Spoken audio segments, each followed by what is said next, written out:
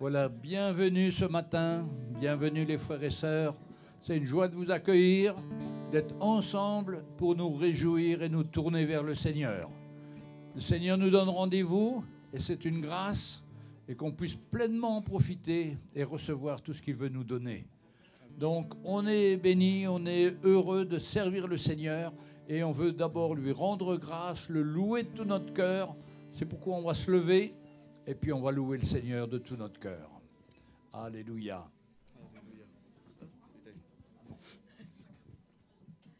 Alléluia. On va célébrer le Seigneur ce matin. Nous allons nous réjouir dans sa présence, la présence de notre Dieu, qui fait que ce matin, on peut avoir de l'espérance encore dans nos cœurs et on peut s'attendre à tout de lui ce matin. Amen. Alléluia. Nous allons chanter ce chant qui dit « Vivant, vivant ». Mon sauveur est vivant. Vivant, vivant, mon sauveur est vivant. Oui, vivant pour toujours, il a dans son amour versé en moi sa vie et son retour. Oui, Jésus est vivant. Chante Alléluia. Chante Alléluia, car mon sauveur est vivant. Chante Alléluia. Chante Alléluia, car mon sauveur est vivant.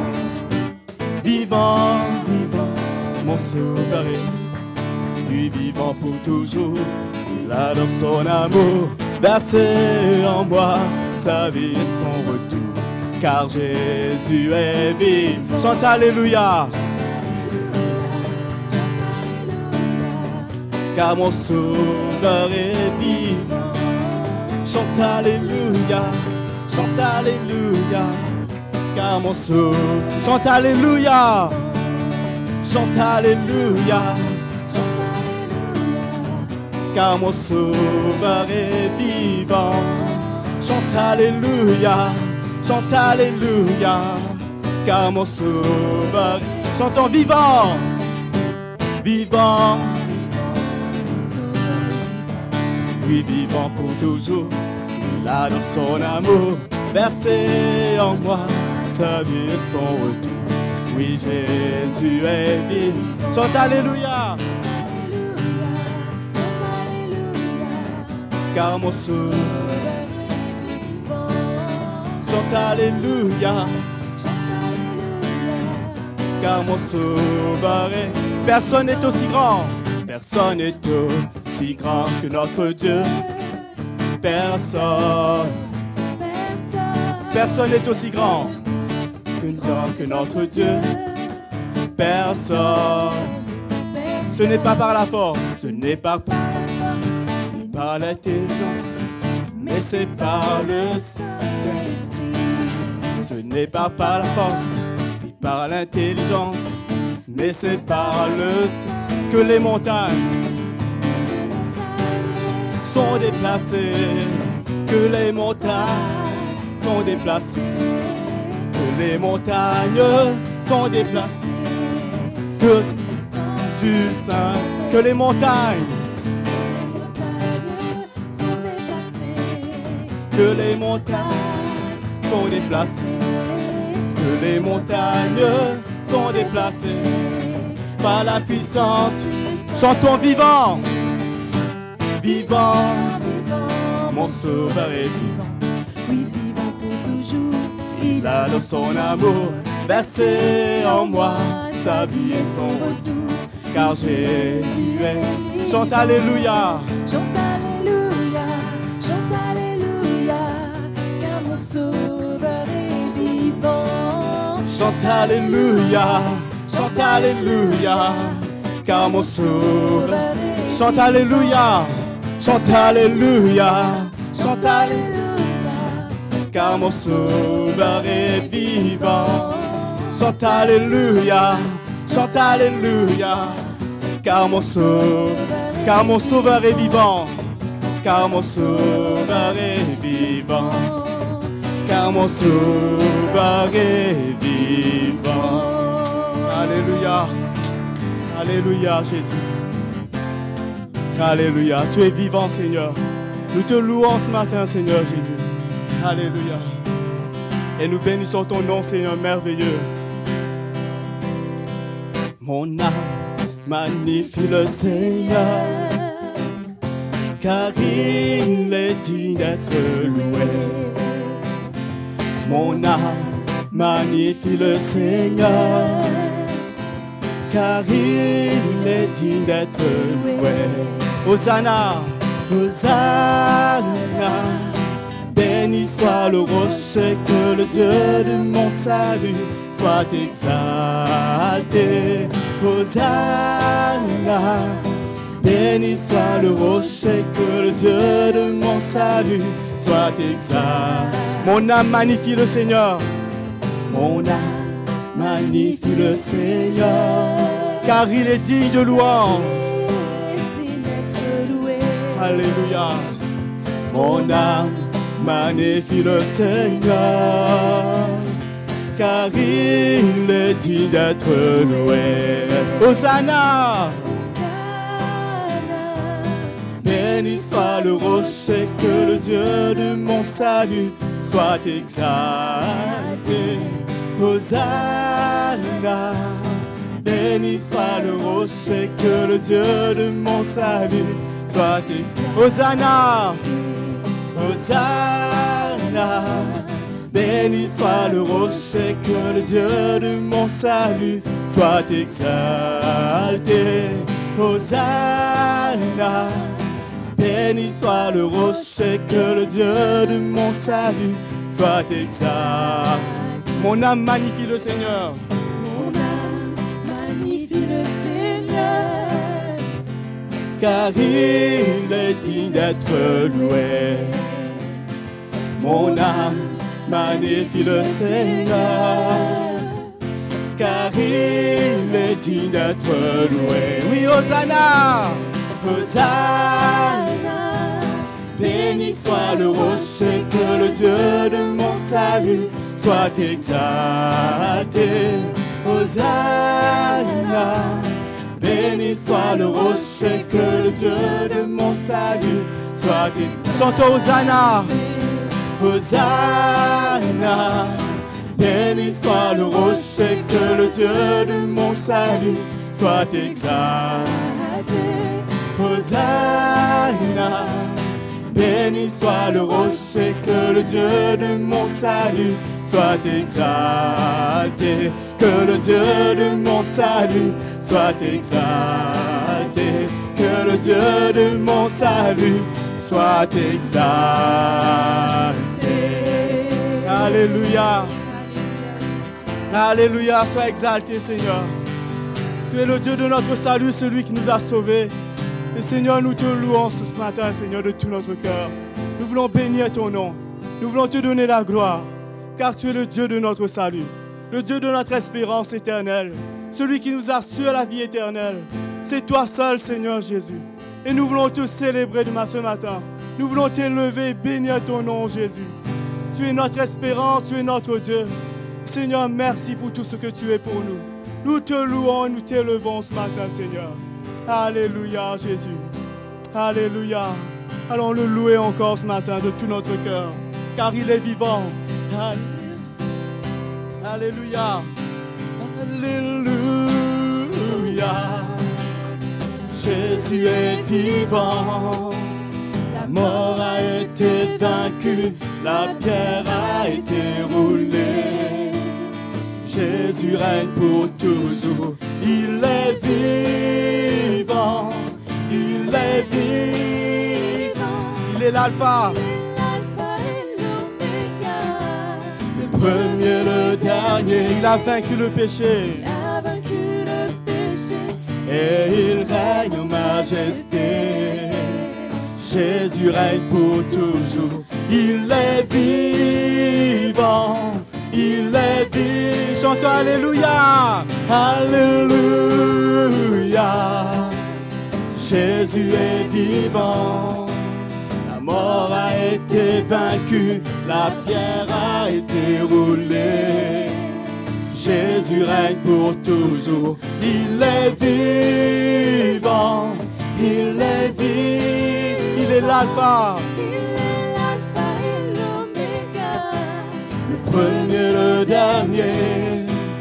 Il a vaincu le péché et il règne en majesté. Jésus règne pour toujours, il est vivant, il est l'alpha, et l'oméga, le premier, le dernier. Il a vaincu le péché et il règne en majesté. Jésus règne pour toujours, il est vivant, il est vivant. Chantons Alléluia, Alléluia. Jésus est vivant, la mort a été vaincue, la pierre a été roulée. Jésus règne pour toujours, il est vivant, il est... Chantons Alléluia, Alléluia. Jésus est vivant, la mort a été vaincue, la pierre a été roulée. Jésus règne pour toujours, il est vivant, il est vivant, vivant. Alléluia, Jésus est vivant. Alléluia, Jésus est vivant. Alléluia, Jésus est vivant. Alléluia, Alléluia. Oui, tu es vivant, Seigneur. Tu es vivant, Jésus. Alléluia. Nous t'adorons, Seigneur. Tu es vivant, Seigneur. Et personne n'est comme toi, Seigneur. Et nous t'adorons, Seigneur Jésus. Nul n'est comme toi et tu es digne de toute l'adoration. Alléluia, Jésus.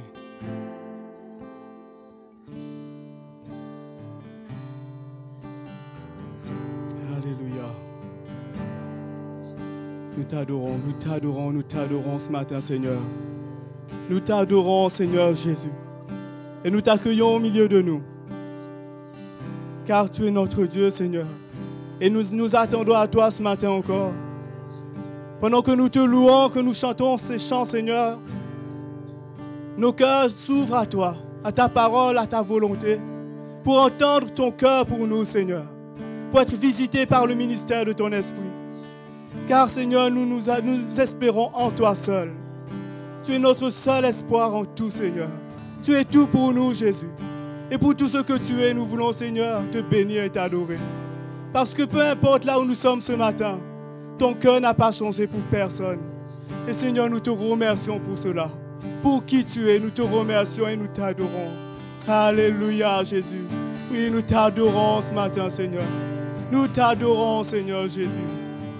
Alléluia.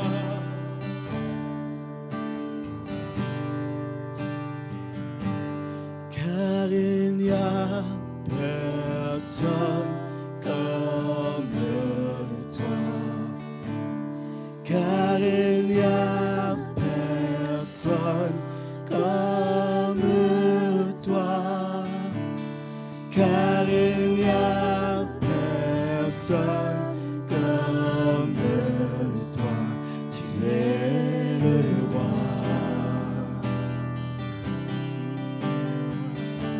Car il n'y a personne.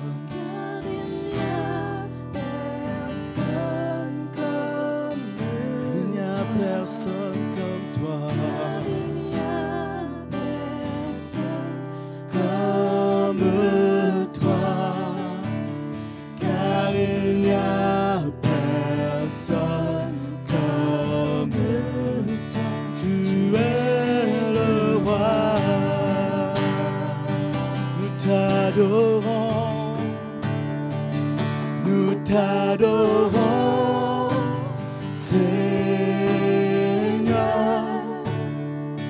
Nous t'adorons, Seigneur. Nous t'adorons, Seigneur. Tu es le roi. Nous nous t'adorons, Seigneur, nous t'adorons, Seigneur, nous t'adorons, Seigneur, tu es le roi. Oui, car ton nom est si merveilleux, Seigneur. Car ton nom est si merveilleux. Car ton nom est si merveilleux. Car ton nom est si merveilleux. Tu es le roi. Ton nom est merveilleux. Car ton nom est si merveilleux. Car ton nom est si merveilleux. Car ton nom est si merveilleux. Tu es le roi.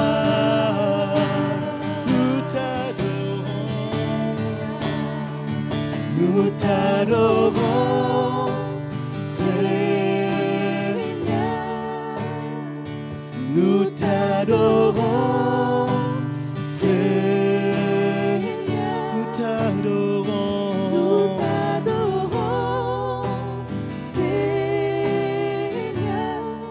tu es le roi. Nous t'adorons, nous t'adorons, Seigneur.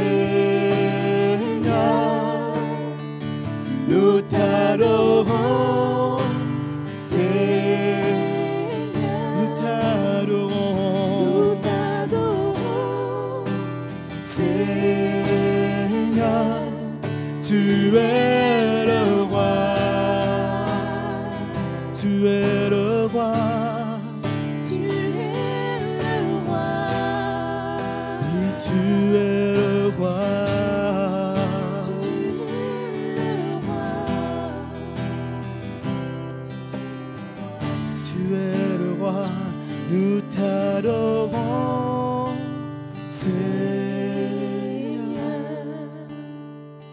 Nous t'adorons, Seigneur. Nous t'adorons, Seigneur. Tu es le roi.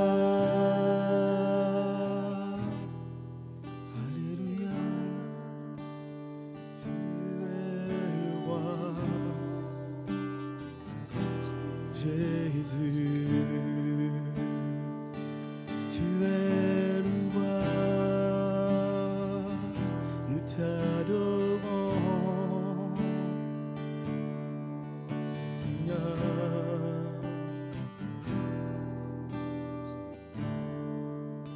Tu es digne de louange.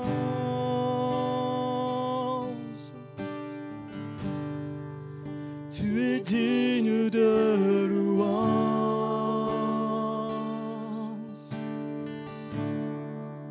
Car tu as tout créé, tout t'appartient. Tu mérites la gloire. Tu es digne de louange.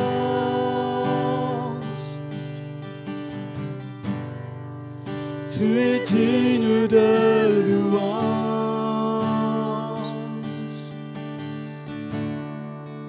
Car tu as tout créé, tout t'appartient. Tu mérites la gloire. Oui, tu es digne de louange. Tu es digne de louange.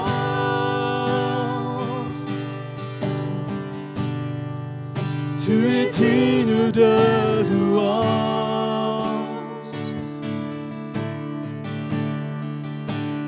tu as tout créé, tout t'appartient. Tu mérites la gloire, tu es digne de louange, tu es digne de louange. Oui,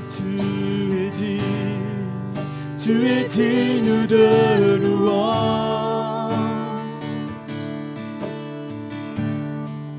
Car tu as tout créé, tout t'appartient. Tu mérites la gloire, car tu as tout créé, car tu as tout créé, tout t'appartient. Tu mérites la gloire. Alléluia. Tu mérites la gloire. Tu as tout fait, Seigneur. Tu es le Dieu Tout-Puissant. Rien n'est trop grand pour toi, mon Dieu. Tu as tout fait, Seigneur. Alléluia, Jésus. Alléluia, Seigneur. Seigneur, nous ne sommes rien, Jésus, dans ce monde. Nous sommes si peu de choses, Seigneur. Nous sommes si insignifiants face à ta grandeur, face à ta gloire, Seigneur Jésus. Seigneur, tu es tellement grand, Seigneur. Et nous sommes tellement reconnaissants, Jésus, de la grâce que tu nous donnes d'être appelés tes enfants. Chaque jour, tu veux nous transformer à ton image, Seigneur. Que sommes-nous pour que tu fasses ça? Pour que tu nous donnes cette grâce, Jésus. Tu es tellement digne, Seigneur. Et tu t'es abaissé à notre niveau, Jésus. Tu t'es abaissé à notre niveau, Seigneur, pour nous parler, pour nous racheter, pour nous laver, Seigneur, pour faire de nous tes enfants.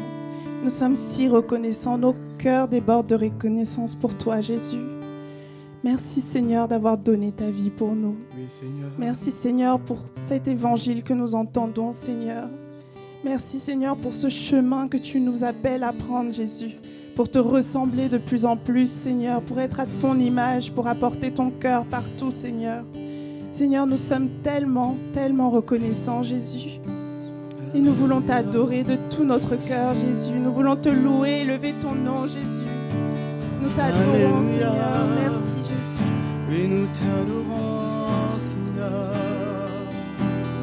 Tout ce que tu as fait, tout ce que tu fais dans nos vies. Alléluia. Digne est l'agneau, assis sur le trône, couronné de 1000 couronnes, tu règnes dans la gloire. Tu es élevé au-dessus de tout, crucifié pour me sauver.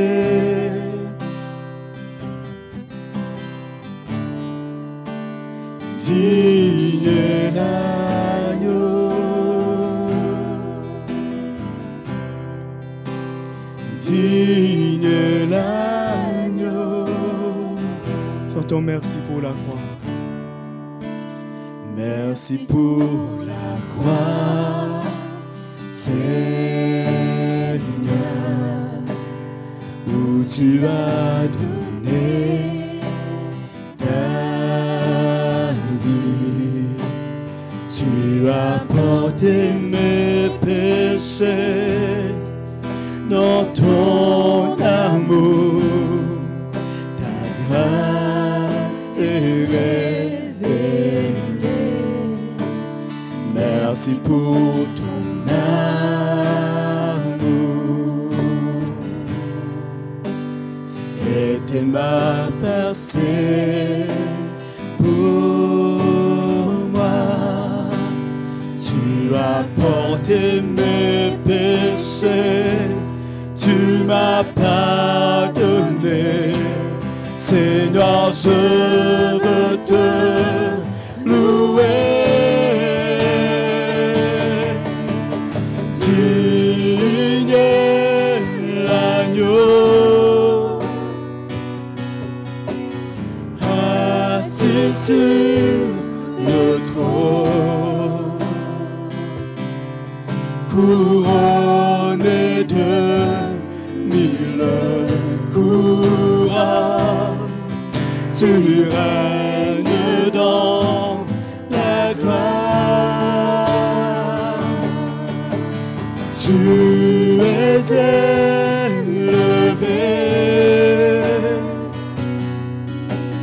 au-dessus de tout. Crucifié pour me sauver. Digne est l'agneau, digne est l'agneau, digne est l'agneau.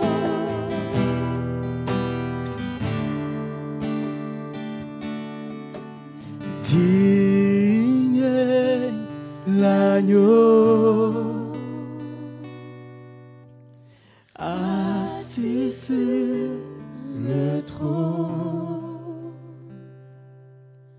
couronné de 1000 couronnes. Tu règnes dans la gloire. Tu es élevé. Tu es élevé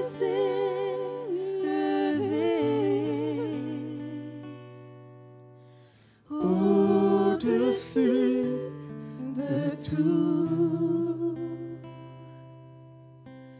Crucifié pour me sauver. Digne est l'agneau, digne est l'agneau, digne est l'agneau. Alléluia. Seigneur, je te remercie ce matin. Ce chant me rappelle, Seigneur, personnellement, le prix que tu as payé pour ma vie. Et je me rends compte à quel point c'est ridicule pour moi d'être découragé par les circonstances de la vie, alors que tu as payé un si grand prix, Seigneur, pour me racheter. Je te demande pardon ce matin, Seigneur, pour mon manque de foi, mon incrédulité. Je te demande de me pardonner, Seigneur, parce que je veux te faire confiance. Je veux mettre ma foi en toi, Seigneur. Et je sais que ce matin, tu es là pour moi, comme pour chacun de nous. Parce que nous sommes précieux à tes yeux. Parce que nous avons une grande valeur à tes yeux, Seigneur. C'est ta vie que tu as donnée. C'est ton sang que tu as versé, Seigneur, afin de nous laver et de nous régénérer, pour faire de nous une nouvelle création qui vivra pour toujours avec toi. Seigneur, merci pour tout ce que tu as fait. Merci, Seigneur.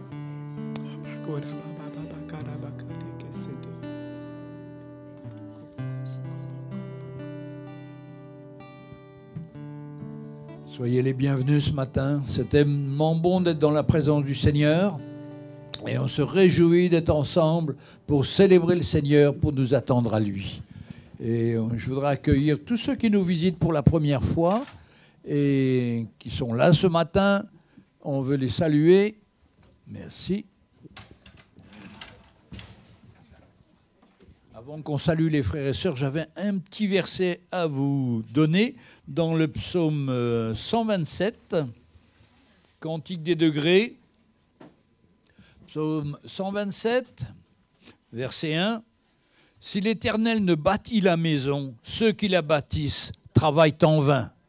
Alors bien sûr, c'est notre maison spirituelle, c'est notre vie spirituelle, et on a intérêt vraiment à ce que ce soit l'Éternel qui bâtit la maison dans nos propres vies, pour nous édifier, pour nous fortifier. C'est pourquoi on a besoin toujours du secours de l'Éternel à chaque situation. Chaque épreuve qui nous arrive, c'est l'occasion de nous tourner vers lui, de lui faire confiance, et il agira parce qu'il est fidèle et qu'il prend soin de ses enfants. Quel privilège on a de pouvoir connaître ce Seigneur qui a tout fait pour nous. Et vous voyez, si l'Éternel ne bâtit la maison, mais si l'Éternel ne bâtit notre foyer, aussi c'est difficile. Il faut que ce soit le Seigneur qui bâtisse notre foyer et qu'on ne cherche pas un foyer en dehors du Seigneur, parce que ce serait dramatique, parce que ce serait en vain qu'on travaillerait. Si l'Éternel ne bâtit la nation, on le voit en ce moment avec la politique, ils n'arrivent pas à se mettre d'accord, il n'y a rien de bon qui se passe, tout ça parce que ce n'est pas l'Éternel qui bâtit ça. C'est les hommes et la force des hommes. Que le Seigneur puisse les éclairer, que le Seigneur puisse intervenir. Et puis si l'Éternel ne garde la ville, celui qui la garde veille en vain. Et puis quelque chose pour ceux qui se lèvent tôt le matin. En vain vous vous levez de bon matin, vous vous couchez tard, et vous mangez le pain de douleur. Il en donne autant à ses bien-aimés pendant leur sommeil. Je ne dis pas qu'il faut dormir tout le temps, hein. Ça ne veut pas dire ça. Mais on fait des efforts, on essaye de faire des choses, on travaille dur. Ça ne marche jamais. Il faut que ce soit le Seigneur qui bénisse le travail de nos mains, qui bénisse ce que nous faisons, qui bénisse nos relations les uns avec les autres, pour que ce soit le Seigneur qui construit et qu'on soit édifié. C'est tellement important. Un programme merveilleux qu'a le Seigneur pour chacun d'entre nous. Et il est toujours là pour faire cette œuvre dans nos cœurs. À nous d'ouvrir grand notre cœur et de s'attendre à lui. Et puis, en tous les cas, on vous salue. On vous encourage à servir le Seigneur. Que la parole qui va être dite, ce ne soit pas une parole qu'on entende, mais une parole qui fasse une œuvre dans notre cœur. Parce que le Seigneur veut nous changer, nous transformer. C'est nous qui en sommes au bénéfice. Se priver de la grâce de Dieu, c'est passer à côté. Et c'est après beaucoup de difficultés. Mais quand on se confie en lui, il renouvelle nos forces. Quand notre visage est un peu triste, on tourne nos regards vers lui, sa joie vient dans notre cœur. Parce que lui, il a toujours raison. Et son plan est le meilleur. Même si des fois on attend un peu pour voir ce plan se réaliser, mais ce n'est pas grave. Il veut faire une œuvre dans notre cœur de patience, de lui faire confiance de plus en plus. Quand on est un enfant gâté, qu'on veut tout de suite avoir le jouet, tout de suite, au bout de 5 minutes, il a déjà oublié son jouet. Mais nous ne sommes pas de ces types de personnes. Nous voulons servir le Seigneur de tout notre cœur et attendre son temps et le moment qu'il nous donne. Amen. Alors aujourd'hui, c'est mon frère Jacques qui va faire l'offrande. Donc j'invite mon frère Jacques. Bienvenue mon frère. Merci Jean.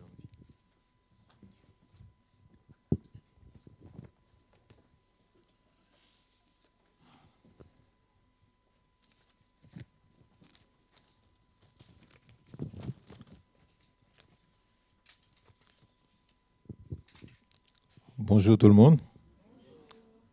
C'est vraiment une grâce d'être dans la présence du Seigneur. Hein? Je le dis et je ne cesse de le dire, c'est une grâce d'être dans la présence du Seigneur. On est vraiment privilégiés, on est vraiment des hommes et des femmes qui ont ce privilège vraiment d'entendre la bonne nouvelle de l'Évangile qui nous change, qui nous transforme, qui nous restaure et qui nous emmène de plus en plus à nous tourner vers le Seigneur, qui nous emmène de plus en plus à réaliser l'importance que nos vies, ce n'est plus pour nous, mais nos vies doivent être dans la main du Seigneur, afin que le Seigneur puisse nous utiliser pour faire ce dont le Seigneur a prévu, ce dont le Seigneur a prévu depuis toute éternité de faire en nous, mais au travers de nous, frères et sœurs. Et c'est pourquoi, moi, je crois que nous sommes amenés, chacun d'entre nous, à ne pas regarder à nous-mêmes, à ne pas chercher à nous donner la priorité, mais notre priorité, ça doit être le Seigneur. Ça doit être le service du Seigneur. Ça doit être le royaume de Dieu, frères et sœurs. Et quelque part, quand on comprend cela, quand on est conscient de cela, tout ce qu'on fait, tout ce qu'on a, notre cœur, le désir de notre cœur, c'est de le donner, c'est de le confier au Seigneur. Tout ce qu'on a, ce n'est pas pour nous.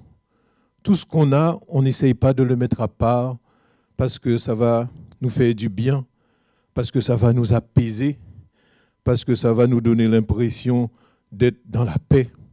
Mais tout ce qu'on a, on doit avoir cette liberté de l'emmener dans la main du Seigneur, de le confier au Seigneur pour que le Seigneur puisse l'utiliser comme bon lui semble.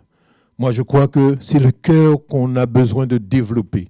Et au travers de l'Évangile et de la parole de Dieu qu'on entend, c'est le but que notre cœur se renouvelle, que notre cœur soit changé et que de plus en plus, nous soyons des hommes et des femmes dédiés à l'œuvre du Seigneur, des hommes et des femmes qui sont totalement voués à faire la volonté du Seigneur. Et de plus en plus, on ne va pas regarder à soi-même, mais on va regarder à ce que le Seigneur veut et ce que le Seigneur décide. Et je vais lire un petit verset avec vous que tout le monde connaît dans Luc 12, verset 17. La parole de Dieu nous dit « Les terres d'un homme riche avaient beaucoup apporté. Et il raisonnait en lui-même, disant « Que ferai-je » Quand j'ai lu ce petit mot « Que ferai-je » je réalisais dans mon cœur que si quelque part ma vie, je prends l'exemple de ma vie, est totalement dédiée au Seigneur, et si j'ai des choses à ma disposition, je ne prendrai pas le temps de me poser la question « Que ferai-je » Mais quelque part dans mon cœur, je saurai que ce que j'ai, c'est pour le Seigneur, c'est pour le royaume de Dieu. Et j'aurai cette liberté d'emmener tout ce que j'ai dans le royaume de Dieu. Parce que je sais dans mon cœur que le Seigneur saura prendre soin de ce que j'ai pour la construction de son Église. Je n'aurai pas à me demander que ferai-je. Parce que de plus en plus, quelque part, ma vie, ce n'est pas pour moi, mais ma vie, c'est pour le Seigneur. Mais cet homme, la parole de Dieu nous dit que il raisonnait en lui-même et disant « Que ferai-je ? Car je n'ai pas de place pour rentrer ma récolte. Voici, dit-il, ce que je ferai. J'abattrai mes greniers, je bâtirai de plus grands, j'y amasserai toute ma récolte et tous mes biens. Je dirai à mon âme, tu as beaucoup de biens en réserve. Pour plusieurs années, repose-toi, mange, bois et réjouis-toi. » Et quelque part, frères et sœurs, souvent, c'est ce qu'on cherche, à amasser, à mettre de côté, parce que quelque part, on croit que dans tout ce qu'on va ramasser, il va y avoir la paix, on va trouver la paix, on va être bien, on va être tranquillisé. Mais la parole de Dieu nous parle de façon claire au verset 20. Il nous dit, mais Dieu lui dit, insensé, cette nuit même, ton âme te sera demandée. Et ce que tu as préparé, pour qui serait-ce ? Il en est ainsi, la parole de Dieu nous dit, de celui qui amasse des trésors pour lui-même et qui n'est pas riche pour Dieu. On peut avoir tout ce qu'on a. On peut amasser tout ce qu'on veut dans ce monde. Mais on ne sait pas qu'est-ce qui va se passer demain. Qu'est-ce qui va se passer après-demain. Imagine que le Seigneur nous reprend. Eh bien, tout ce qu'on a amassé, ça va être pour qui ? Ça va servir à quoi ? Moi, j'ai tendance à dire, de par l'expérience et ce que je vois autour de moi, il y a beaucoup de familles qui amassent beaucoup, frères et sœurs. Et puis, ils partent. Et puis, c'est la bagarre, c'est le désordre derrière. Mais combien, moi, je veux vous encourager ce matin à ne pas regarder à vous-même, à ne pas regarder autour de vous à tous ceux qui amassent, mais ce que nous avons, ce que le Seigneur nous donne. Ayons ce cœur pour le distribuer dans le royaume de Dieu. Ayez ce cœur pour mettre cela dans la main du Seigneur. Parce que nous savons que le Seigneur saura prendre soin de tout ce qu'on lui donne. Et le Seigneur saura l'utiliser pour la construction de son Église. Le Seigneur saura l'utiliser pour donner à ceux qui en ont besoin.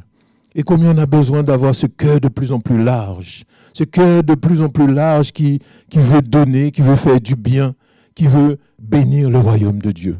Moi, je crois de plus qu'on entend la parole de Dieu, plus le Seigneur veut développer ce cœur en nous, ce cœur pour bénir le royaume, ce cœur pour donner tout ce qu'on a, ce cœur pour investir nos vies. Et combien je veux vous encourager ce matin, alors qu'on va entendre de la part de Dieu.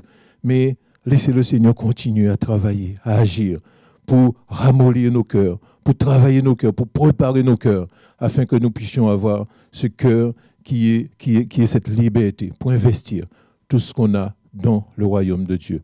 La parole de Dieu nous dit, n'amassez pas des choses pour ce monde, des choses qui vont se détruire, des choses qui vont se démolir, qui vont rouiller, mais amassez des choses pour le royaume de Dieu, frères et sœurs. Moi, je crois que de plus en plus, c'est ce cœur-là qu'on a besoin d'avoir. Un cœur qui cherche à être riche pour le Seigneur. Un cœur qui cherche à amasser pour le royaume de Dieu. Un cœur qui cherche à servir le Seigneur de tout notre cœur. Notre vie n'est pas pour nous, mais notre vie, c'est pour le Seigneur. Frères et sœurs, nous avons la grâce d'entendre et de recevoir tout ce que nous recevons. Et je ne crois pas que c'est un hasard, mais c'est le Seigneur qui veut nous préparer. C'est le Seigneur qui veut nous former pour nous emmener à nous tourner vers lui et vers son royaume. Donc on va se lever ce matin et on va amener dans les paniers qui sont au-devant de nous ce que le Seigneur nous a mis à cœur. Alléluia.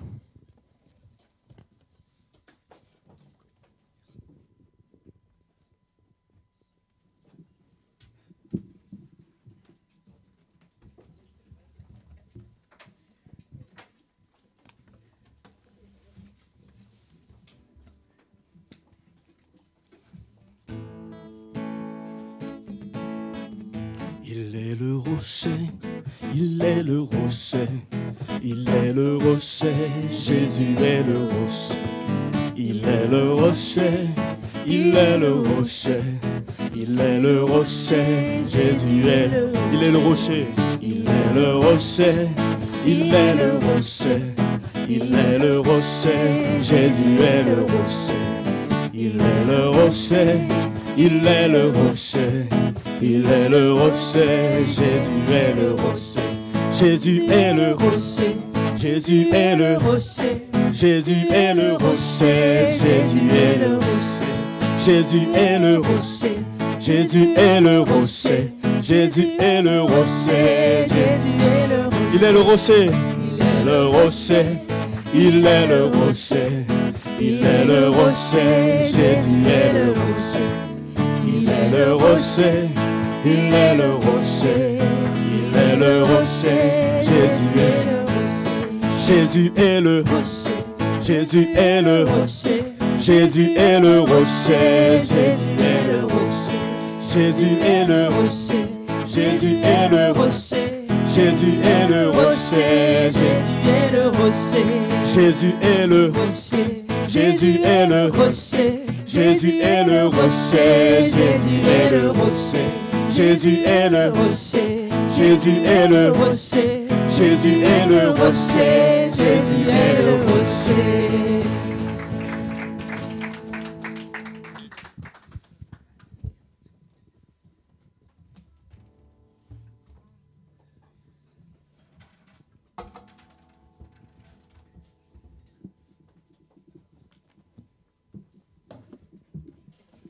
Bonjour à tous.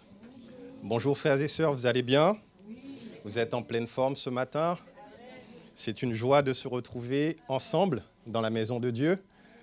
Et nous revenons donc de l'île Maurice, comme vous le savez, pour cette conférence internationale qui était vraiment très riche, où le Seigneur nous a parlé, nous a bénis. Je crois que vous également, vous étiez connectés et que vous avez bien reçu de la part de Dieu. Amen. Et c'est vrai que le thème que le frère Mickey a abordé, c'est un thème qui était vraiment riche, simple, d'actualité. L'Église d'aujourd'hui et l'Église de demain. Et ça nous parle de ce que le Seigneur veut faire. et de ce que le Seigneur est en train de faire dans nos vies, dans l'Église, ce qu'il fera également, et nous nous attendons à lui, vraiment, puisqu'il y a de bonnes choses qui sont devant nous. Amen. Donc nous sommes très contents d'être là, d'être de retour et de pouvoir continuer à servir le Seigneur ensemble. Et ce matin, je voulais partager sur un sujet, mais je me suis aperçu que je ne pouvais pas, que c'est un sujet qu'il fallait encore creuser dedans, et je vais laisser ça peut-être aux frères qui sont devant moi, à Jean-Louis et aux autres anciens, mais Jean-Louis en a parlé un petit peu. La maison de Dieu. Jésus, il construit, il bâtit son Église. Amen. Et le frère Jean-Louis nous l'a dit tout à l'heure, si l'Éternel ne bâtit la maison, ceux qui la bâtissent, ils la bâtissent en vain. Et Jésus a dit dans le livre de Matthieu qu'il bâtira son Église. Amen. Il a dit « Je bâtirai mon Église et les portes du séjour des morts ne prévaudront point contre cette Église. » Et les paroles de Jésus, elles sont vraies, elles sont véritables, elles sont esprit et elles sont vie. Amen. Si Jésus a dit qu'il bâtit son Église, qu'il la bâtira, il la bâtira. Il le fera, il l'accomplira. Tout ce que Jésus dit, toutes ses paroles, il se tient derrière sa parole pour l'accomplir. Et nous sommes sa maison. Nous sommes son Église. Donc, certainement, le Seigneur, il est intéressé par nous, par nos vies. Et tout ce que nous allons vivre, nous allons traverser, nous allons expérimenter, il y a la main de Dieu dans tout cela. Amen. Il y a la main de Dieu sur nos vies, il y a la main de Dieu sur nos cœurs, il y a la main de Dieu qui est dans nos situations. Et il n'y a aucun hasard. Tout ce que nous vivons est contrôlé par Dieu et organisé par Dieu. Dieu n'est pas pris au dépourvu, il n'est pas dépassé, mais il règne. Amen. Il règne en majesté, il règne en tout, partout et pour tout. Amen. Et ce matin, nous allons ouvrir nos Bibles dans le livre des Romains, au chapitre 8. Et nous allons lire ensemble à partir du verset 28.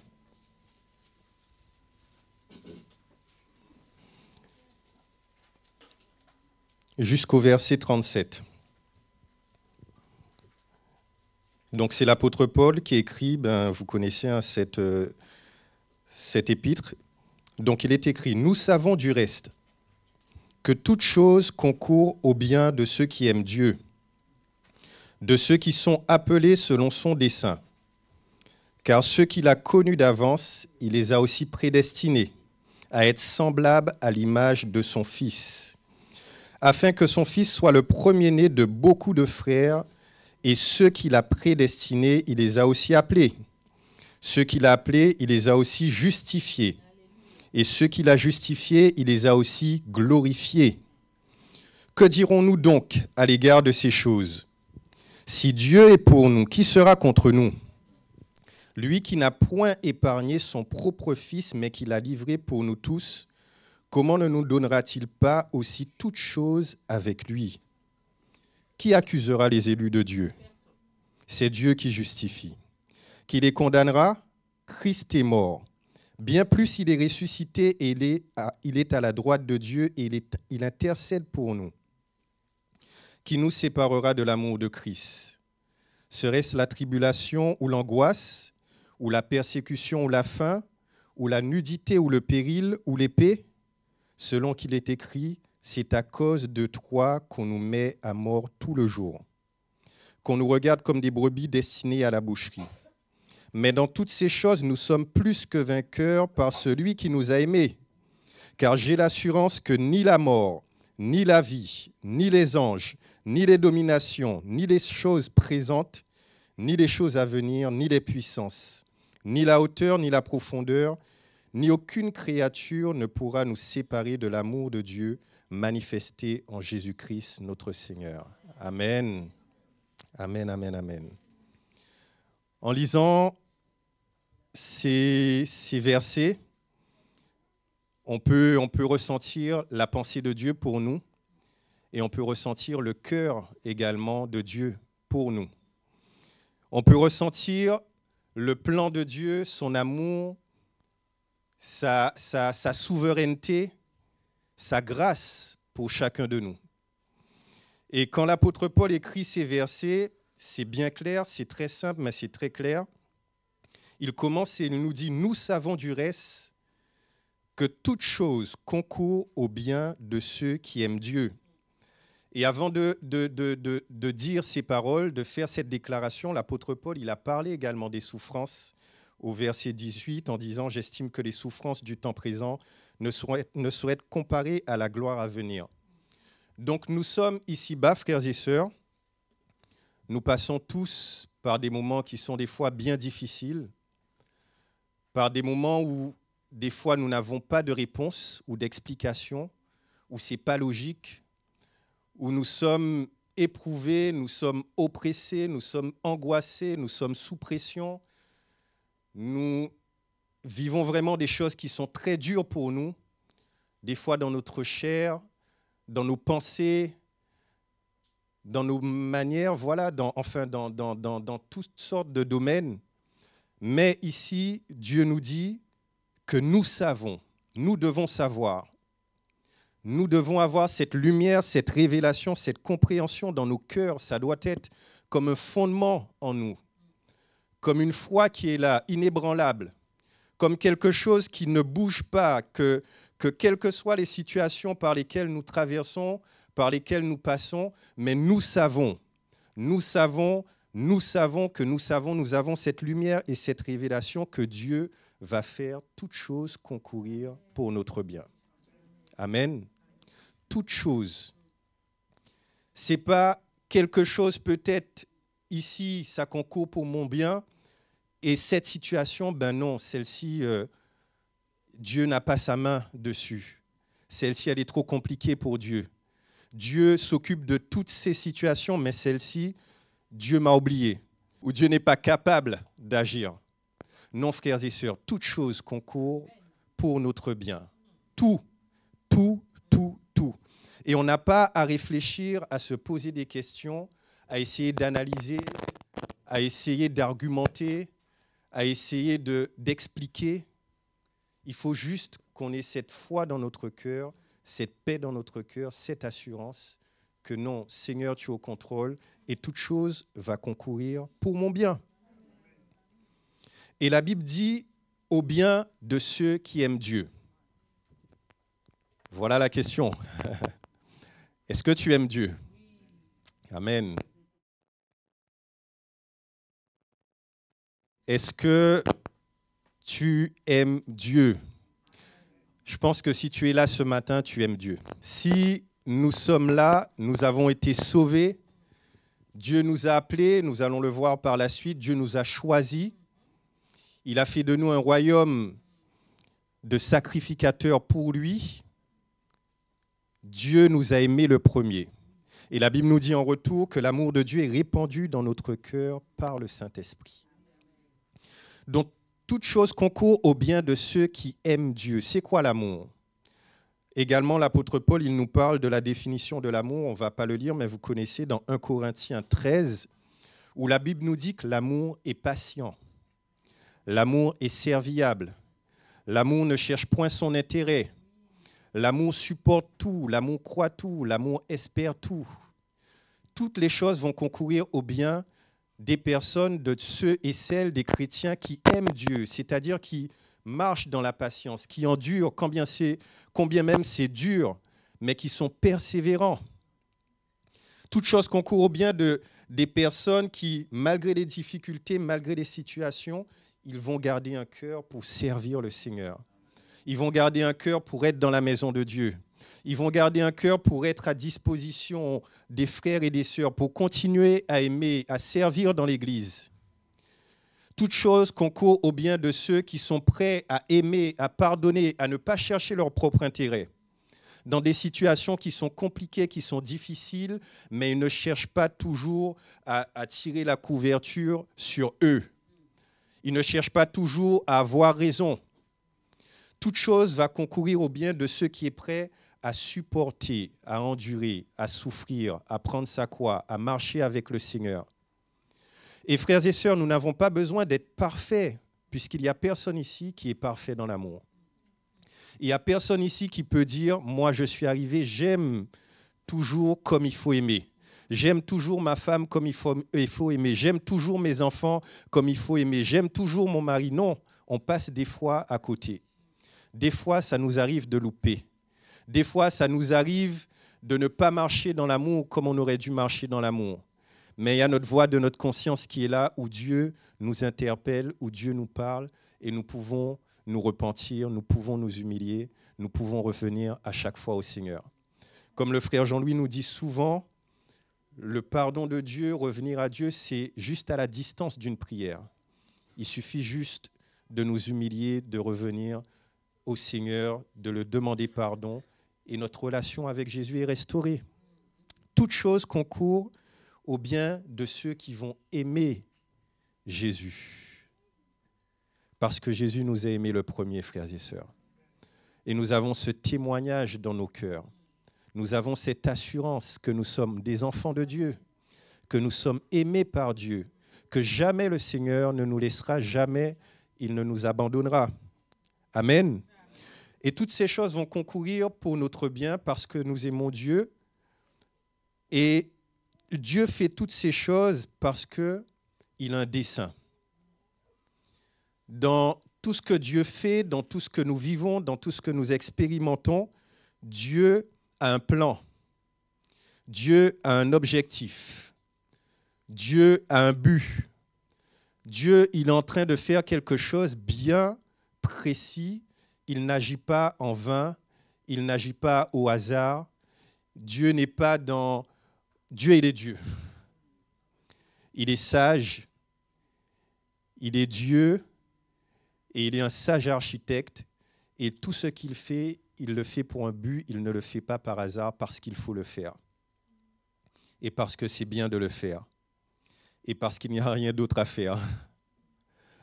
Il le fait parce qu'il a un plan. Et son plan, il est clair. Il est bien défini. Il est écrit par la suite qu'on lit au verset 29.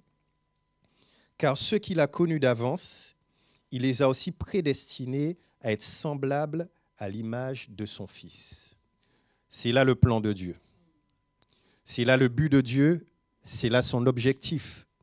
Tout ce qu'il fait, tout ce qu'il va faire, c'est pour que nous devenions, pour que nous soyons semblables à l'image de son Fils, à l'image de Jésus. Donc, les moments difficiles par lesquels tu vas passer, les brisements, la souffrance, cette croix que tu as besoin de prendre, il y a un but, un objectif de Dieu derrière, c'est que tu ressembles de plus en plus à Jésus. Amen.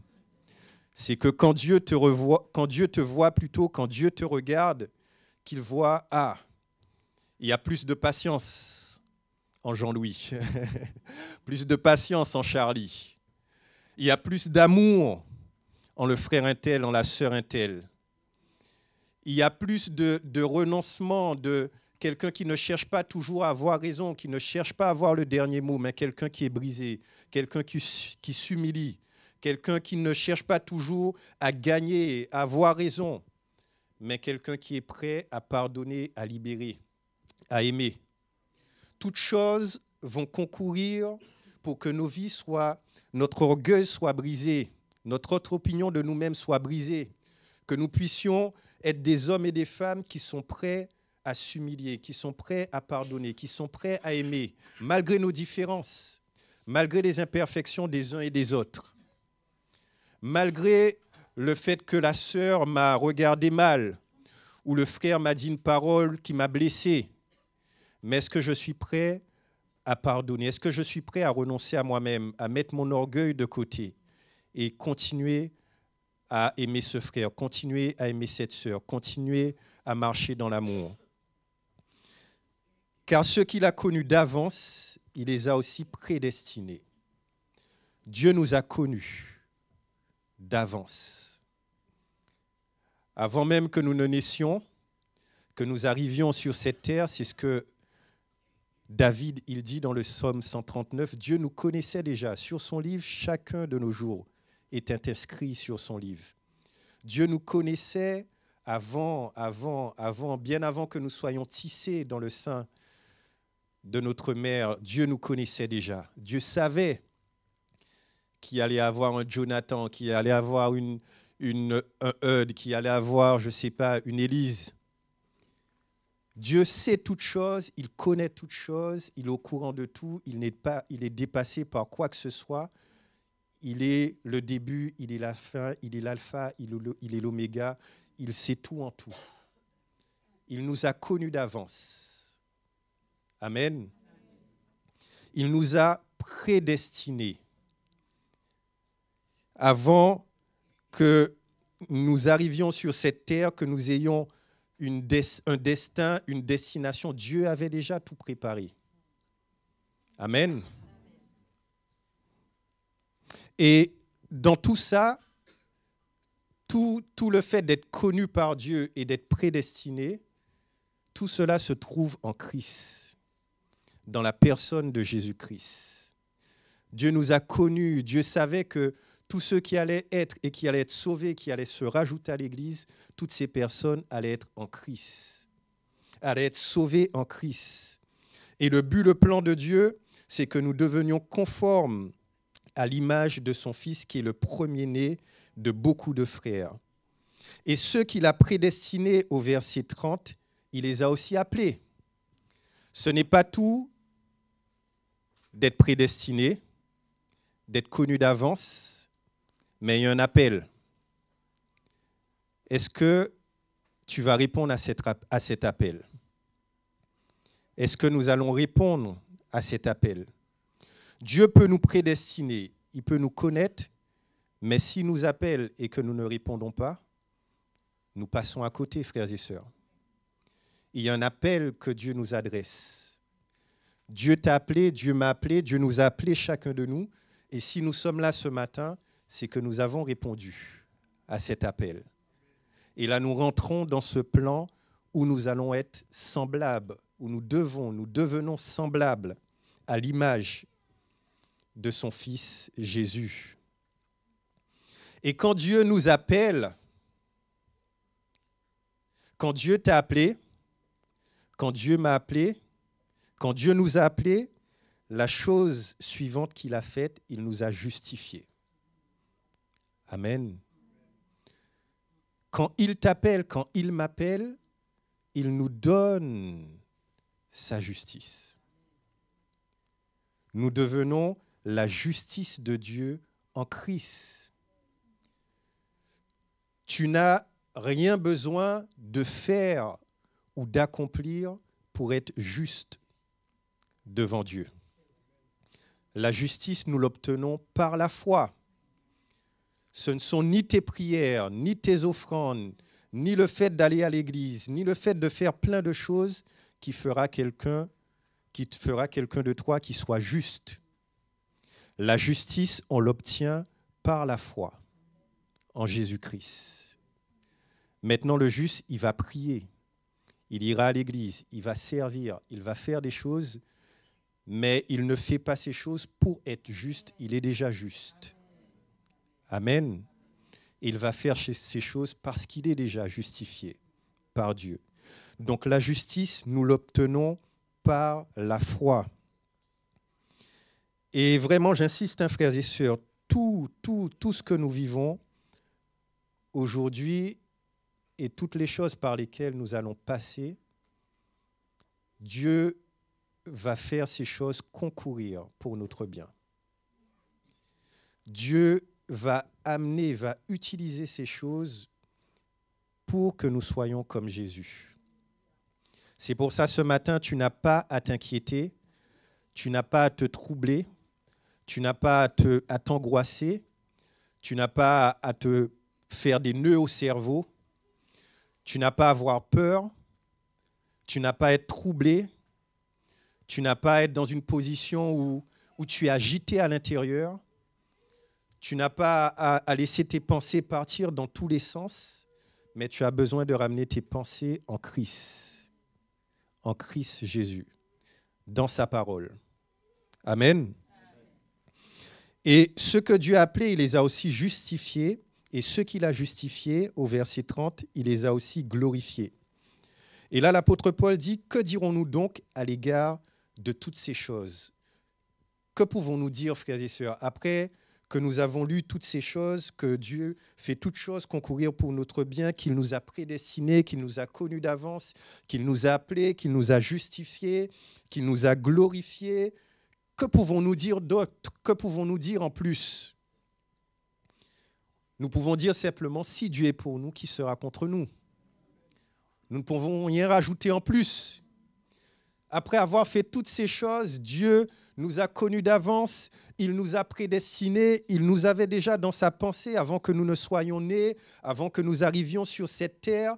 Dieu avait déjà tout organisé et dans son plan, dans sa volonté, il va tout faire pour que je ressemble un peu plus à Jésus, pour que je sois un peu plus aimant, pour que je sois un peu plus marchant dans la foi, pour que je sois quelqu'un qui supporte plus, qui prend sa croix.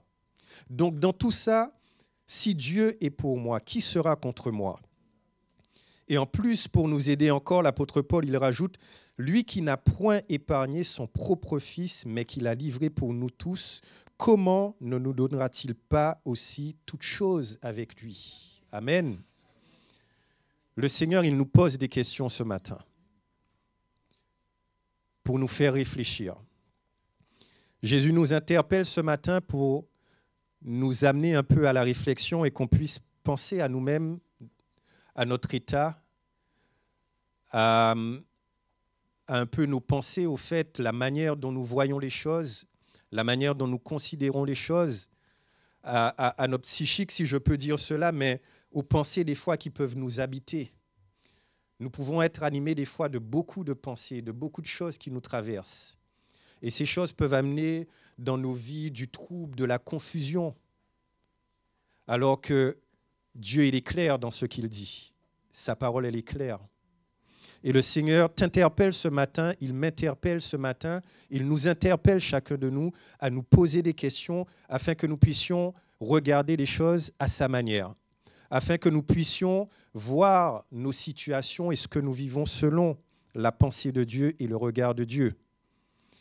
Si Dieu n'a point épargné son propre Fils, si Dieu n'a point épargné Jésus, si Dieu a pris son propre Fils et l'a amené sur cette croix, si Dieu a trouvé que c'était bon que son propre Fils souffre les souffrances de la croix, soit crucifié sur cette croix, meurt sur cette croix, soit séparé de lui.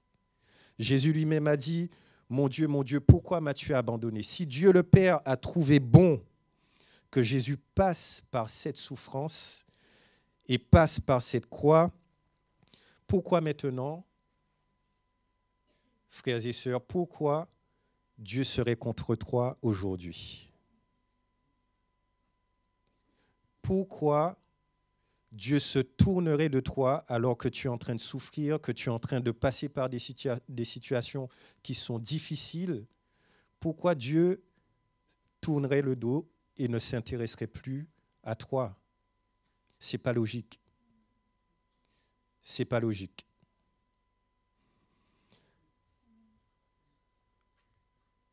Considère ce matin l'amour de Dieu pour toi. Tu peux considérer ce matin l'appel de Dieu sur ta vie.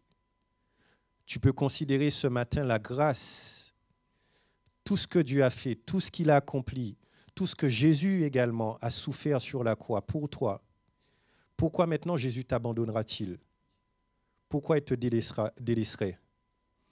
Pourquoi Jésus maintenant, après avoir tout fait, après avoir été sur la croix, Jésus maintenant il abandonnerait aujourd'hui dans ta vie? Ce n'est pas possible. Il a déjà trop souffert, il a déjà payé un prix, le prix de sa vie. Il ne peut pas aujourd'hui te tourner le dos, il ne peut pas aujourd'hui t'abandonner. C'est impossible. C'est impossible. L'amour de Dieu, pour toi, cet amour qui était plus fort que la croix, qui était plus fort que la mort, qui était plus fort que l'enfer, cet amour aujourd'hui ne peut pas s'arrêter aux situations de ta vie. Cet amour est bien plus grand que tes souffrances aujourd'hui. Cet amour est plus grand que ta dépression, c'est plus grand que ton cancer, c'est plus grand que ta maladie, c'est plus grand que la mort, c'est plus grand que la situation de ta famille, c'est plus grand que ce mari qui te donne des problèmes ou que cette femme, c'est plus grand que tes enfants qui te font souffrir, c'est plus grand que la situation que tu vis dans ton travail. Cet amour que Dieu a pour toi est plus grand que tout ce que tu vis aujourd'hui. Amen. Et Jésus nous le dit au travers de l'apôtre Paul. Dieu nous parle au travers de l'apôtre Paul. Et il nous dit, mais si Dieu n'a point épargné, il n'a point épargné, Dieu n'a pas trouvé que c'était bon, que ça soit bon, que Jésus reste assis dans le ciel à sa droite et que Jésus ne fasse rien pour nous sauver. Dieu a trouvé bon que Jésus vienne et qu'il meure à la croix pour toi et pour moi. Il n'a point épargné son Fils. Jésus aurait pu rester dans le ciel et nous regarder souffrir, nous regarder mourir. Mais Dieu n'a point épargné son propre Fils, mais l'a livré pour nous tous. Et ensuite, l'apôtre Paul nous dit au verset 33, « Qui accusera les élus de Dieu ?» C'est Dieu qui justifie. Amen. Qui accusera les élus de Dieu ? C'est Dieu qui justifie. Dans les situations que nous traversons, que nous vivons, nous tombons, nous passons à côté, nous chutons, nous ne sommes pas toujours parfaits, nous ne sommes pas toujours dans l'esprit, nous ne sommes pas 100% au top, mais personne ne peut nous accuser. Amen. Personne ne peut nous condamner. Aucun homme, aucune femme, aucune situation ne peut venir mettre le doigt. Le diable lui-même ne peut pas venir et ne peut pas dire « Tu es un pauvre pécheur, tu es un grand pécheur, tu es condamné ». Le diable ne peut pas venir et t'accuser alors que Dieu t'a déjà justifié. C'est ce que l'apôtre Paul dit ici. Qui accusera les élus de Dieu ? C'est Dieu qui justifie. Si Dieu te justifie, qui peut venir t'accuser ? Cette personne-là, elle est plus grande que Dieu alors. Il y a quelqu'un qui soit plus grand que Dieu. Tes situations sont plus grandes que Dieu. Le diable, il est plus grand que Dieu. Qui accusera les élus de Dieu ? C'est Dieu lui-même qui est venu et qui a dit « En Christ, je te justifie. En Christ, tu es la justice de Dieu. » Donc, il n'y a personne, frères et sœurs, sur la terre, dans le ciel, sous la terre, il n'y a personne qui peut accuser un élu de Dieu. Aucune créature ne peut venir et nous accuser. Est-ce qu'on peut se rendre compte de ce que Jésus a accompli à la croix pour nous ? Est-ce que nous pouvons ressentir ce matin vraiment le plan de Dieu, la volonté de Dieu, le cœur du Seigneur pour nous ? Ça devrait briser toutes nos pensées, des barrières, des limitations que nous pouvons avoir dans nos pensées, dans notre tête, dans nos raisonnements. La Bible nous dit que nous devons amener tout raisonnement captif à l'obéissance de Christ. Toute pensée qui part dans tous les sens, à droite et à gauche, les ramener à l'obéissance de Christ. Amen. Qui accusera les élus de Dieu ? Personne. Qui ? Mais j'essaie de réfléchir, j'essaie de trouver, je ne trouve pas. Est-ce qu'on peut penser, mais qui ? Est-ce qu'il y a quelqu'un qui peut nous accuser ? Personne, frères et sœurs. Personne. Car Dieu nous justifie. Amen. Dieu nous justifie. Qui les condamnera ? Christ est mort. Bien plus, il est ressuscité, il est à la droite de Dieu et il intercède pour nous. Amen. Personne ne peut nous condamner parce que Christ, il est mort, mais pas seulement, non seulement il est mort, mais il est ressuscité. Et non seulement il est ressuscité, mais en ce moment même, dans les situations par lesquelles tu passes et que tu traverses, Jésus, il intercède pour toi. Amen, c'est merveilleux. Jésus lui-même a dit, tout ce qu'il demande, le Père lui donne. Quand Jésus prie, quand il intercède, quand Jésus prie pour toi et prie pour moi, le Père répond aux prières de Jésus. Et le Père, il entend le cœur de Jésus et le Père il agit. Amen. Donc si Jésus intercède pour toi, il intercède pour moi, nous sommes sûrs et certains que nous arriverons jusqu'au bout. Alléluia. Amen. Dieu est bon, frères et sœurs. Dieu prend soin de nous. Donc qui condamnera? Personne ne nous condamnera. Christ, il est mort, bien plus il est ressuscité, et il est assis à la droite de Dieu et il intercède pour nous.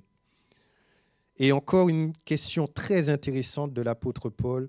Qui nous séparera de l'amour de Dieu, de l'amour de Christ? Qui est-ce?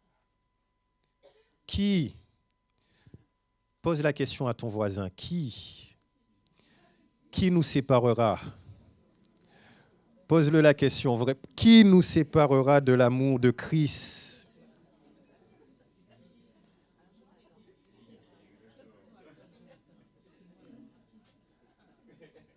Et aussi, demande-le, est-ce que c'est la tribulation? Peut-être parce qu'il passe par un moment qui est très difficile. Demande-lui, est-ce que c'est la tribulation?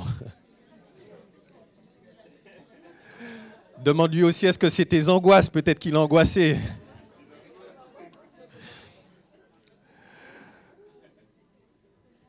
Qui nous séparera de l'amour de Christ, frères et sœurs? Personne. Peut-être qu'il y a des tribulations dans nos vies, il y a des angoisses par lesquelles nous passons, la persécution, la faim. Peut-être nous sommes dans des moments où nous manquons de certaines choses, ou peut-être le frigo il est vide, on n'a pas de quoi peut-être se nourrir, manger. L'apôtre Paul a dit qu'en toute chose, dans l'abondance et dans la disette, il fait confiance au Seigneur. Dieu fait toutes choses concourir pour notre bien. Et peut-être qu'un jour, nous allons manquer 2 jours, mais Dieu, il est fidèle. Et Dieu ne nous laissera pas tomber. Dieu pourvoira à tous nos besoins. Est-ce que c'est la fin? Est-ce qu'à un moment donné, je manque de quelque chose? Dois-je me détourner du cœur du Seigneur? Ou dois-je penser que Dieu ne m'aime plus parce qu'aujourd'hui, je n'ai pas mangé? Ou parce qu'aujourd'hui j'ai été persécuté, ou parce qu'aujourd'hui j'ai vécu une situation qui était angoissante, et dans mon cœur, comme Jésus, il a pu sentir l'angoisse quand il était dans ce jardin de Gethsémane, où la Bible nous dit qu'il a sué des grumeaux de sang.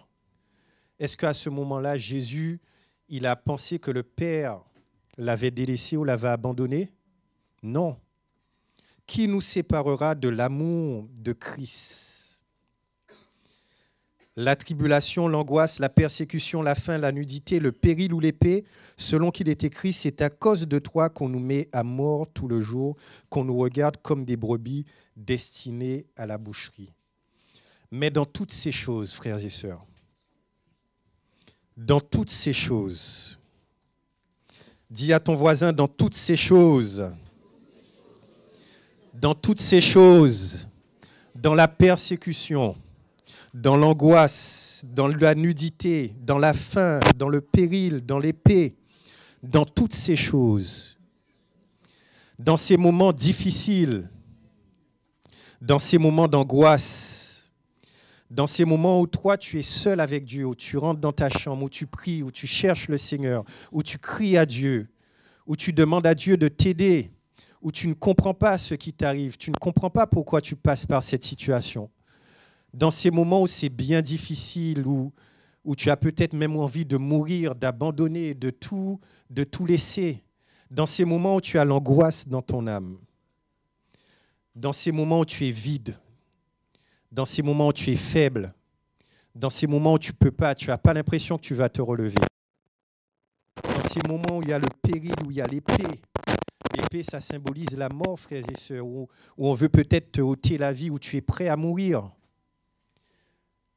Dans tous ces moments, dans toutes ces choses, nous sommes plus que vainqueurs par celui qui nous a aimés. Dans toutes ces choses, l'amour de Dieu n'a pas de limite, n'a pas de barrière, n'a pas de frein, n'a pas de situation. C'est un mensonge du diable qui veut nous faire croire que Dieu ne nous aime pas. C'est un mensonge de l'ennemi que le diable veut nous faire croire que Dieu nous a abandonnés. C'est un mensonge de Satan quand il veut nous faire croire que cette situation, elle est trop compliquée pour Dieu et Dieu ne peut la résoudre. C'est le diable qui nous parle, qui nous ment avec ses pensées. Nous devons ramener nos pensées, comme je l'ai dit, captifs à l'obéissance de Christ. Dans toutes ces choses, nous sommes plus que vainqueurs par celui qui nous a aimés. Dieu nous a aimés le premier et Dieu continue à nous aimer. Dieu nous démontre son amour. Il a envoyé son Fils Jésus mourir à la croix pour nous.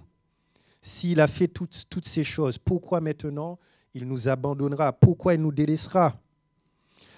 Et ce qui est merveilleux avec l'apôtre Paul, on peut sentir qu'il avait la foi vraiment dans son cœur. On peut sentir que c'est un homme de foi, un homme qui était fondé et enraciné dans la parole de Dieu, dans l'amour de Dieu, un homme qui a connu le cœur du Seigneur, un homme qui connaissait l'amour de Jésus, puisqu'il dit après, car j'ai l'assurance. J'ai l'assurance. Il avait la foi. J'ai l'assurance que ni la mort, ni la vie, ni les anges, ni les dominations, ni les choses présentes, ni les choses à venir, ni les puissances, ni la hauteur, ni la profondeur, ni aucune autre créature ne pourra nous séparer de l'amour de Dieu manifesté en Jésus-Christ, notre Seigneur. Amen. On peut acclamer le Seigneur, frères et sœurs. On peut vraiment remercier Jésus pour sa grâce et son amour pour nous, car nous devons aussi avoir de l'assurance dans nos cœurs, que rien ne pourra nous séparer de l'amour de Dieu. Rien, frères et sœurs, ni la mort, ni la vie, ni les dominations, ni les choses à venir, ni les puissances, ni les hauteurs, ni la profondeur, rien. Ce n'est pas des choses qu'on peut expliquer avec des paroles. Ce n'est pas des choses qu'on peut vous parler, que vous pouvez juste entendre des paroles et dire oui, Dieu m'aime. Mais c'est une œuvre que le Seigneur fera dans votre cœur. C'est lui-même qui va mettre cette foi, cette assurance dans votre cœur, cette connaissance de l'amour de Jésus pour vous, pour chacun de nous. Et quand nous allons avoir cette connaissance, cette assurance dans nos cœurs, frères et sœurs, nous serons inarrêtables, inébranlables. Amen. Je ne vais pas aller plus loin ce matin, je vais m'arrêter là. Ce n'est pas un long message, mais je crois que le Seigneur nous parle et que le Seigneur nous encourage. Et que le Seigneur veut nous faire ressentir son amour et son cœur pour chacun de nous. Que nous puissions vraiment serrer cette parole, serrer la parole de Dieu dans notre cœur, la chérir, l'aimer de tout notre cœur, la recevoir et le faire confiance pour le reste, pour la suite. Amen. Et peut-être s'il y a certains d'entre vous, vous passez par des moments difficiles, au travers de ce message, le Seigneur vous a parlé, vous vous êtes reconnus, et vous passez par des moments peut-être où vous êtes troublés, où c'est confus et c'est difficile pour vous. Et vous avez même ressenti des fois que le Seigneur, comme s'il n'était pas là, comme si vous avez abandonné, comme si vous étiez seul dans cette épreuve, dans cette situation. Alors que nous avons entendu la parole de Dieu ce matin, nous voulons prier avec vous. Nous voulons vraiment, par la prière, vous encourager et s'attendre à ce que le Seigneur vraiment il fasse un miracle. S'attendre à ce que vraiment que vous puissiez expérimenter la grâce de Dieu pour vous et que personnellement, vous puissiez connaître Jésus dans une autre dimension. Amen. Si c'est votre cas, nous allons nous lever ensemble. Si c'est votre cas, je vais vous inviter vraiment à venir, à vous avancer et on va vous encourager, on va prier avec vous pour que le Seigneur vraiment fasse une œuvre dans vos cœurs, dans vos vies.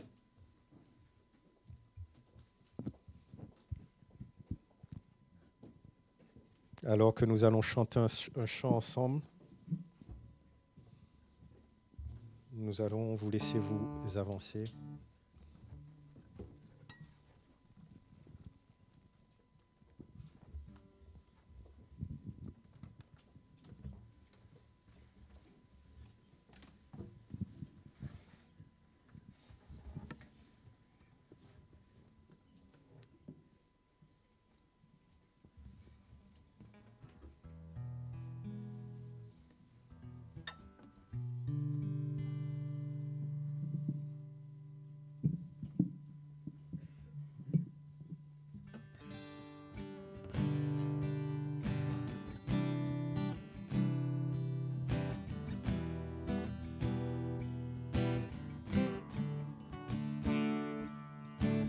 ce moment d'épreuve que tu mets devant moi, je vois ce chemin tracé par toi.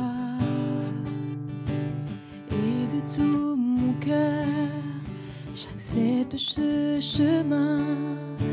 Et dans l'humilité, je fais le pas. Dans ce moment d'épreuve que tu mets devant moi, je vois ce chemin tracé par toi. Et de tout mon cœur, j'accepte ce chemin. Et dans l'humilité, je fais le pas. Je vais prier, prier,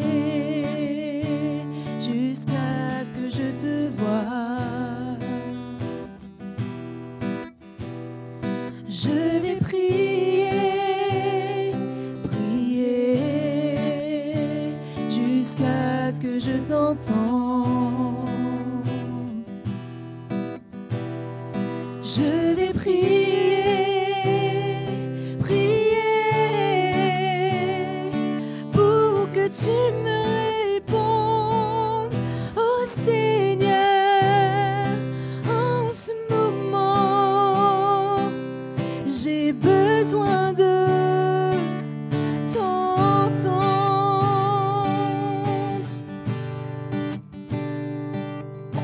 Dans ce moment d'épreuve que tu mets devant moi, je vois ce chemin tracé par toi. Et de tout mon cœur, j'accepte ce chemin.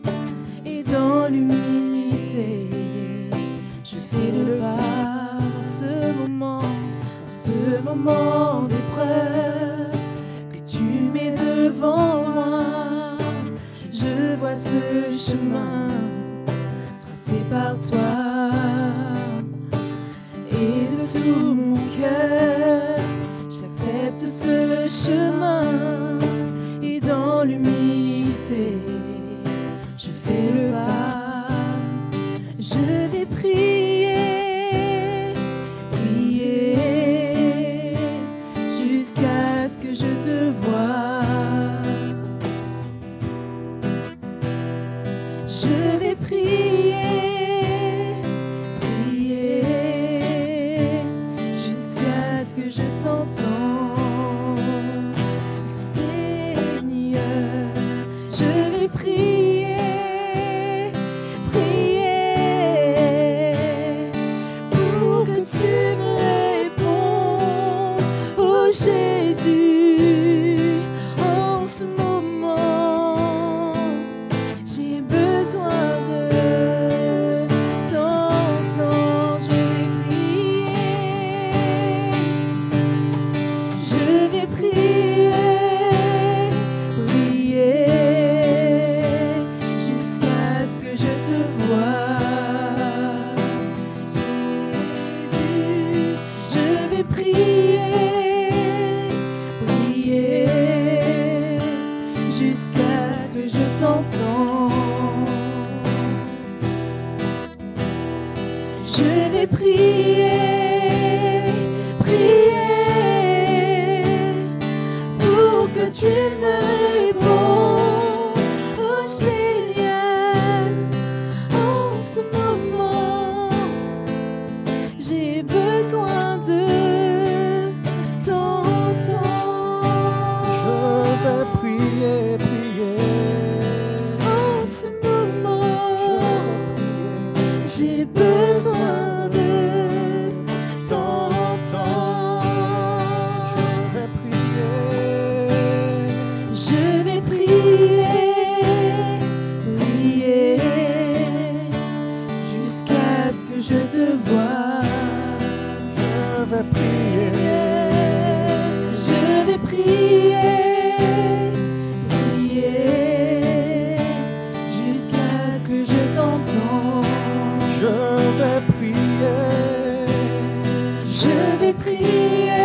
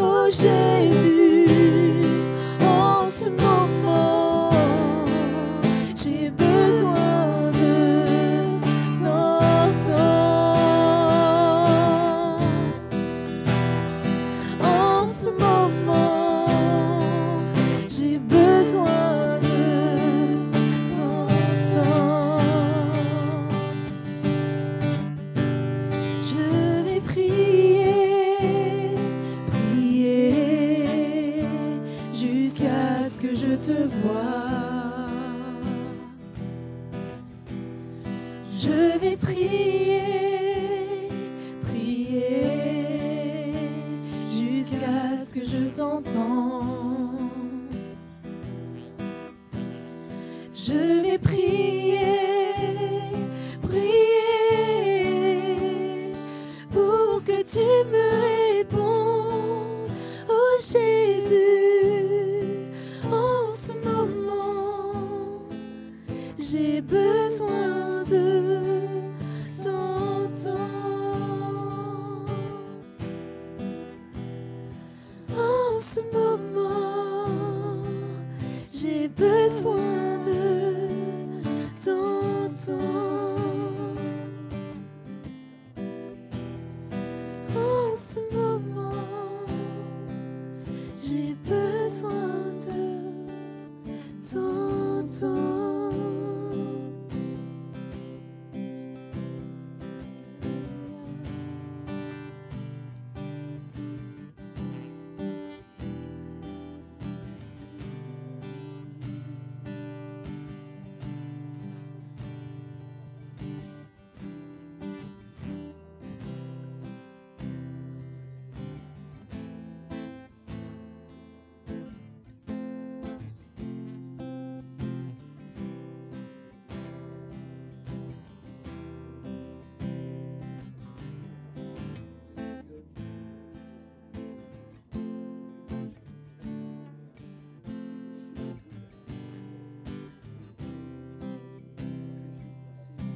Je te donne mon cœur,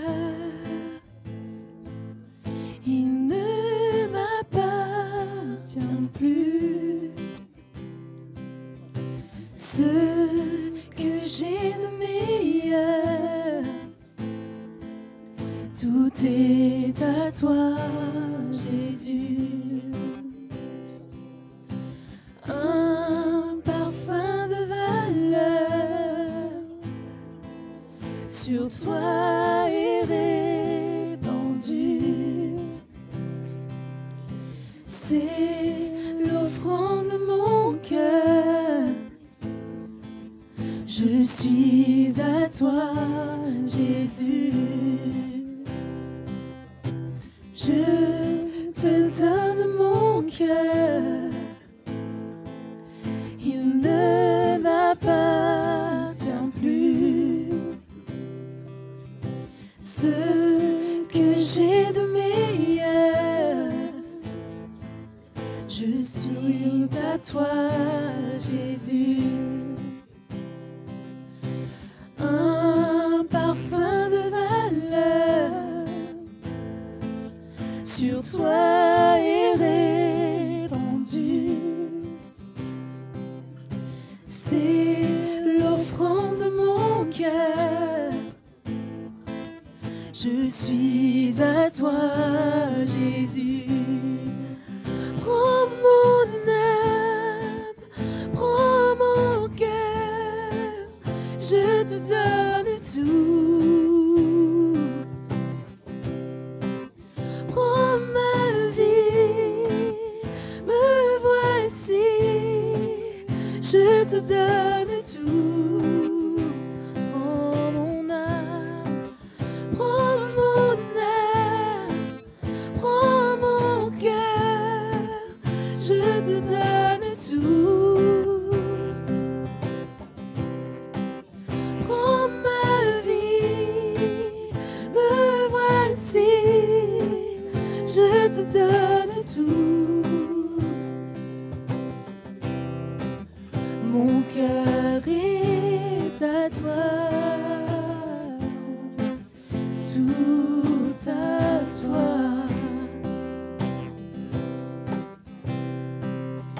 Je te donne mon cœur, il ne m'appartient plus. Ce que j'ai de meilleur, tout est à toi, Jésus. Un parfum de valeur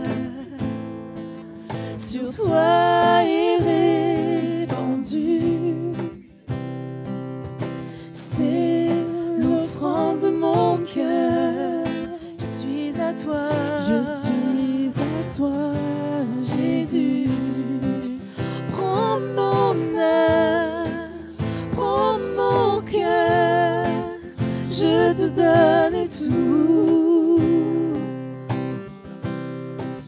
Prends ma vie, me voici, je te donne tout. Prends mon âme, prends mon âme, prends mon cœur, je te donne tout. Prends ma vie, me voici, je te donne tout. Mon cœur est à toi, tout à toi. Mon cœur est à toi, tout à toi. Prends mon cœur, je te donne tout. Prends ma vie, me voici, je te donne tout.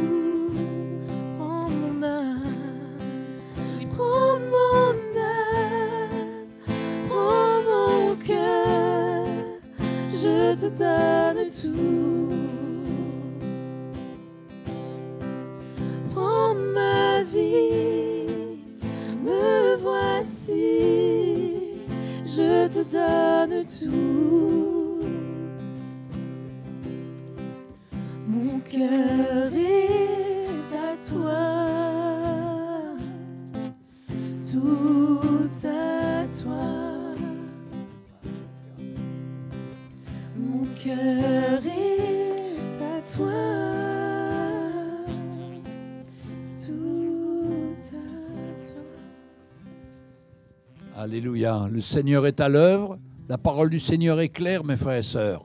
Il n'y a aucune condamnation pour ceux qui sont en Jésus-Christ.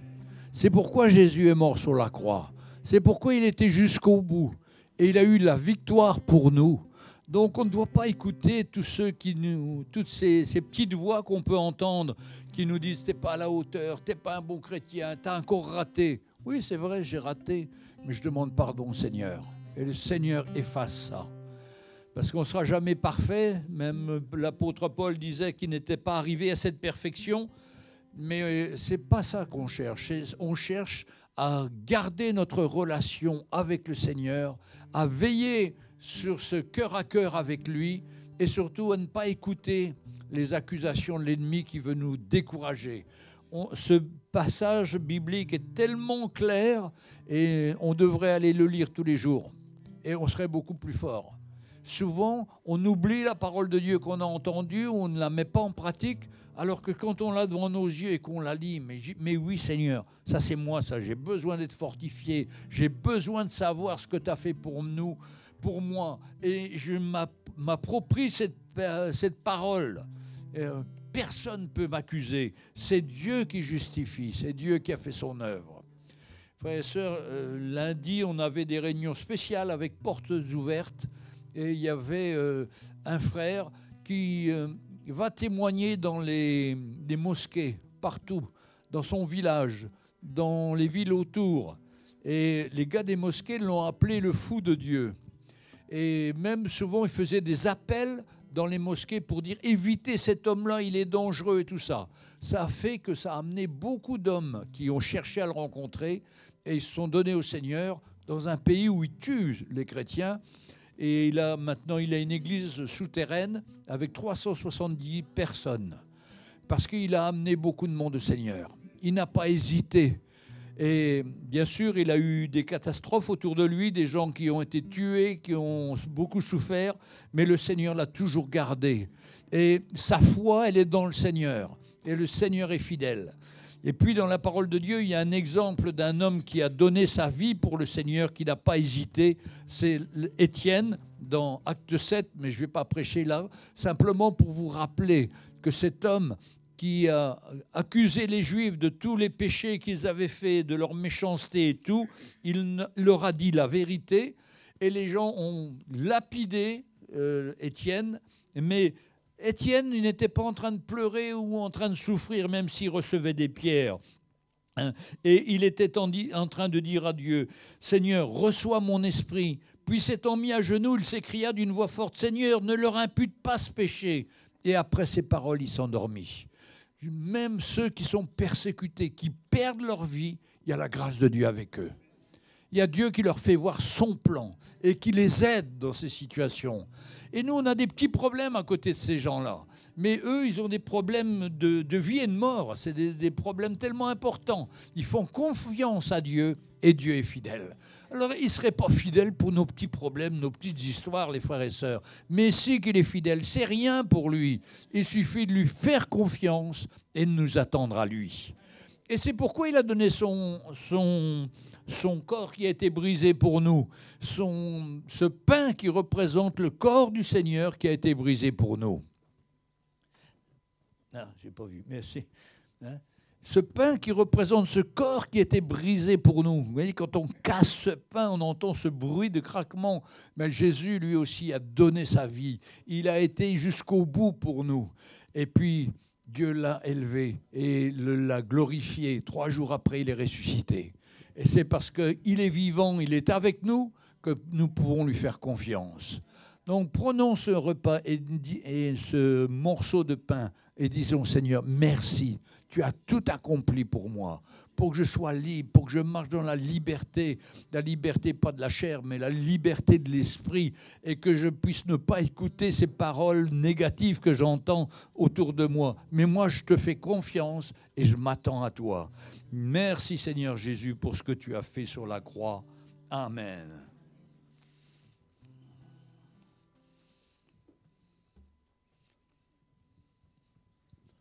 Et puis cette coupe qui représente son sang, qui a été versé pour nous, aussi pour qu'on soit sauvés, purifiés de nos péchés.